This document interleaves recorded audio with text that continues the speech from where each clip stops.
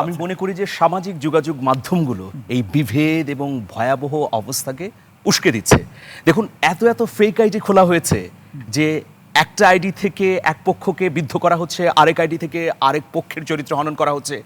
এই জায়গাটা শক্তভাবে বন্ধ করতে হবে।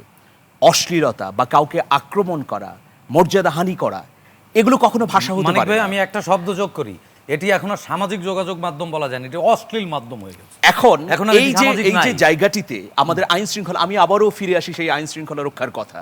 আমাদের সাইবার ক্রাইম দমন করার জন্যে আমাদের বিশেষ ইউনিট আছে। তাহলে তাদের কাজটা কি? একটা হলো মত প্রকাশের স্বাধীনতা, আরেকটা হচ্ছে যে এই সামাজিক যোগাযোগ মাধ্যমগুলোতে অপরাধ বৃত্তিকে বন্ধ করা। দেখুন, এখানে আইনের শাসন প্রতিষ্ঠা করাই একটা বড় চ্যালেঞ্জ হয়ে গেছে। গত 22শে এপ্রিলের ঘটনা, উত্তরায় একটা মেয়ে পরীক্ষা দিয়ে তার বাবার হাত ধরে যখন বাড়িতে ফিরছিলেন, তখন 7-8 জন দুর্বৃত্ত তাকে অপহরণ করে বাবার সামনে, এবং সেই দুর্বৃত্তদের ধরতে 9 দিন সময় লেগেছে। 2রা মে দুর্বৃত্তদের গাজীপুরের মোবাইল থেকে গ্রেফতার করা হয়েছে। তাহলে একটা দেশে বাবার সামনে একটা তরুণী মেয়েকে অপহরণের পর যদি 9 দিন সময় লাগে, আমরা কোথায় আছি? আমরা কি উদ্ভট উটের পিঠে চড়ে বসবাস করছি কিনা? এই প্রশ্নটা তো জোরে সরে আসছে। দেখুন, আমরা কিন্তু প্রশ্রয় দিয়েছি এই ঘটনাগুলো, এই জন্য এগুলোর এত ডালপালা বিস্তৃত হয়েছে যে এখন আমরা চাইলেও এগুলো বন্ধ করতে পারছি। তার মানে অপরাধীরা রাজনৈতিক, জি বলুন। এখানে আমরা যেটা বলি যে আইনের যথাযথ প্রয়োগ বা কঠোর প্রয়োগ। আইনের কঠোর প্রয়োগ মানে একজনকে হুট করে ধরে এনে নির্যাতন করা না। যার বিরুদ্ধে অভিযোগ আছে, সন্দেহভাজনকে যথাসময়ে গ্রেফতার করা, তড়িৎ পদক্ষেপ নেওয়া, তদন্ত করা, বিচারের জন্য উপস্থাপন করা, এটাই হচ্ছে আইনের কঠোর প্রয়োগ। আসিয়ার ঘটনা সারা বাংলাদেশ তোলপাড় হয়েছে না? সেই আসিয়া, ছোট্ট মেয়েটি, 6 বছরের মেয়ে, ধর্ষণের কারণে মৃত্যুবরণ করেছে। তার রায় হয়েছে নিম্ন আদালতে, এরপর সেটা আটকে আছে। দেখুন, যখন একটা ঘটনা ঘটে তখন তোলপাড় হয়, কিন্তু সেই ঘটনা 1 সপ্তাহ বা 15 দিনের মধ্যে আবার যখন মিডিয়ার ফোকাস থেকে বাইরে চলে যায়, তখন আমরা আর খেয়াল রাখি না। তনু হত্যাকাণ্ডের ঘটনা, আপনি নিশ্চয়ই সিলেটের রাজন হত্যাকাণ্ড, এগুলো আওয়ামী লীগের সময় হয়েছে। সাগররুণী হত্যাকাণ্ড, এই হত্যাকাণ্ডগুলোর যখন বিচার হয় না, তখন অপরাধীরা তো প্রশ্রয় পায়। দেখুন, 3টি কারণে এই ঘটনাগুলো ঘটছে। 1, আইনের যথাযথ বা কঠোর প্রয়োগ না থাকা। 2 নম্বর হচ্ছে রাজনৈতিক পৃষ্ঠপোষকতা। ক্ষমতাবৃত্তের মধ্যেই তো আসলে অপরাধীরা আশ্রয় গ্রহণ করে। এটা কি দেখবেন যে হয়তো একটা লোক ক্ষমতার বাইরে ছিল, কিন্তু যখন সে মনে করে যে আমি অপরাধ প্রবণ হয়ে উঠব বা আমি শক্তিশালী হবার জন্য ক্ষমতাকে আশ্রয় করতে হবে, সুতরাং রাজনৈতিক রং দেখা যাবে না অপরাধীদের বিচারের ক্ষেত্রে।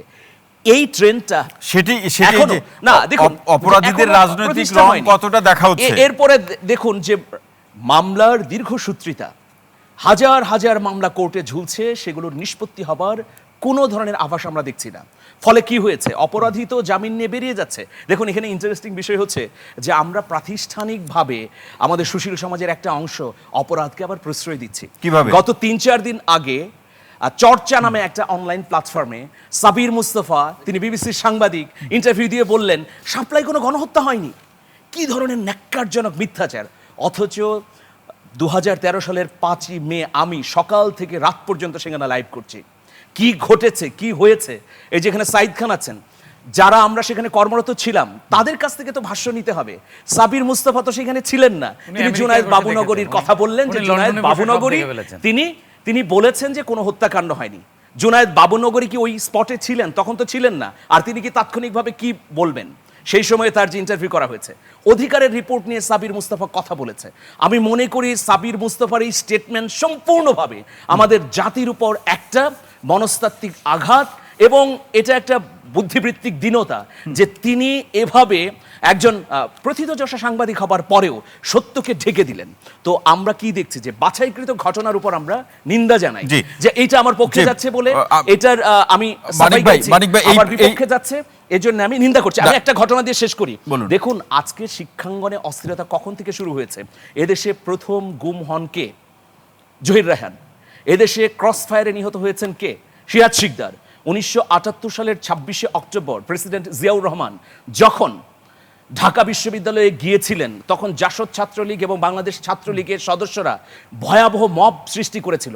এখন জাসদ ছাত্রলীগের অনেকেই বিএনপিতে আছে। কিন্তু আমি বলছি যে এই যে ধারাবাহিক ঘটনাগুলো, এই ঘটনাগুলোই তো এই আমাদের সমাজকে অন্ধকারে নিয়ে গেছে। আমি একটা আমি একজনের বিরুদ্ধে একটা মামলা করেছি, জি একজন সাংবাদিক, তিনি হত্যাকাণ্ডের শিকার হয়েছে, তার ফরেনসিক রিপোর্টের জন্য আমি দিয়েছি, সেই রিপোর্ট 5 লক্ষ টাকার বিনিময়ে ভুলভাবে উপস্থাপন করা হয়েছে। তাহলে আমাদের দেশে আইনের শাসন কিভাবে প্রতিষ্ঠিত হবে, কিভাবে প্রতিষ্ঠিত যেখানে হবে? আমাদের লোকগুলো লোভী, দুর্বৃত্ত এবং তারা আইনি কাঠামোর মধ্যে নেই এবং তারা সময়ে সময়ে রং বদলায় এবং রাজনৈতিক ক্ষমতাসীনদের আশ্রয় গ্রহণ করে, সেই জায়গাটিতে অবশ্যই আমাদেরকে নজর দিতে হবে।